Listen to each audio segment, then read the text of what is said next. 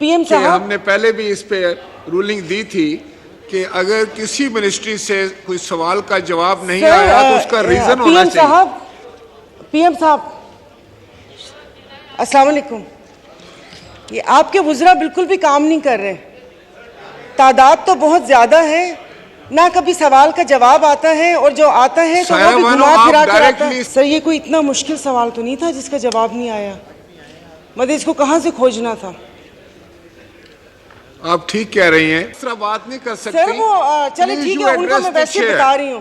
سر وہ آج ہیں تو میں ان کو بتا رہی ہوں. آپ کا کوشچن ہے ان کے وزراء کام نہیں کر رہے. دیکھیں ایک طریقہ کار ہے نا, آپ ایک پارلیمنٹیرین ہیں, آپ مجھ سے ڈائریکٹ بات کریں, مجھے ایڈریس کریں, آپ کراس ٹاک نہیں کر سکتے. سوالوں کے جواب نہیں آتے پورے. جی آپ تشریف رکھیں.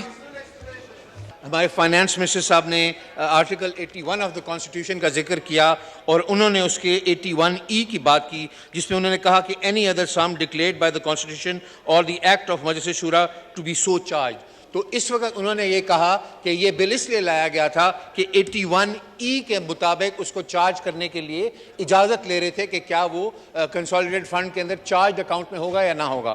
سر میری گزارش اس میں یہ ہے سر, اسی کے جو ہے جو ہم بی دیکھتے ہیں تو وہ کہتا ہے the administrative expenses including the remuneration payable to the officers and staff of the Supreme Court, the Islamabad High Court, the Department of Auditor General, the Office of the Chief Election Commissioner and the Election Commission and the Secretariat of the Senate and the National Assembly. تو جو میری سمجھ ہے اس کے اندر یہ ہے کہ election commission کے جو اخراجات ہیں وہ بھی اس میں دیے جائیں گے. اگر وہ میری شاید سمجھ میں کوئی کمی ہو تو اگر اس کے ہم اگلے والے میں اس میں آتے ہیں سر, جو اس کا ڈی ہے وہ کہتا ہے any sums required to satisfy any judgment, decree or award against Pakistan by any court or tribunal. تو جب سپریم کورٹ نے یہ حکم دے دیا ہے تو اس کورٹ کا ایک حکم آیا ہے پاکستان کی حکومت کو کہ اس کے لیے پیسے دو, تو وہ تو آلریڈی 81 کے اندر کورڈ ہے, تو اس کے لیے نیا بل لانے کی تو ضرورت ہی نہیں تھی. جو ایک چارج اماؤنٹ کی طرح وہ تھا.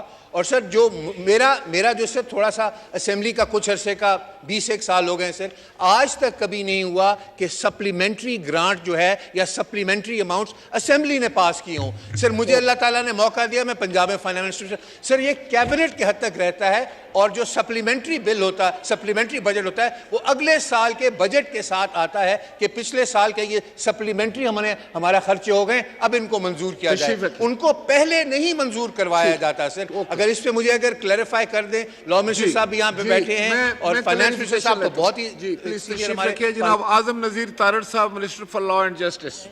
جی جناب اسپیکر, یہ معاملہ کیبنٹ میں بھی آیا تھا اور اس کو ایگزامن کیا گیا تھا. میں توجہ مبذول کرواؤں گا معزز ایوان کی, آرٹیکل 81 میں جو پڑھا گیا ہے اس کو ذرا اگر آرام سے پڑھ لیں. The following expenditure shall be expenditure charged upon the Federal Consolidated Fund. کیا ہے وہ؟ The remuneration payable to President and other expenditure relating to his office and the remuneration payable to کون سی remuneration? The judges of the Supreme Court and Islamabad High Court, the Chief Election Commissioner.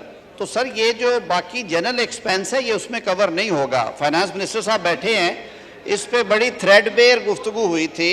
بڑی discussion کے بعد یہ طے کیا گیا کہ جی اس کو فیسیلیٹیٹ کرنے کے لیے یہ ہمیں ون ٹائم ڈسپنسیشن میں لا کے پارلیمنٹ سے نوٹ لینا پڑے گا. اگر پارلیمنٹ اس کی منظوری دیتی ہے تو یہ رقم اس سے چارج کر لی جائے گی. وہ ان کی میں کہتا ہوں کہ جو سیلریز اور ان کو جو مراعات ہیں وہ اس کے لیے تو کورڈ ہے, لیکن یہ جنرل میں نہیں کور ہوتا. جی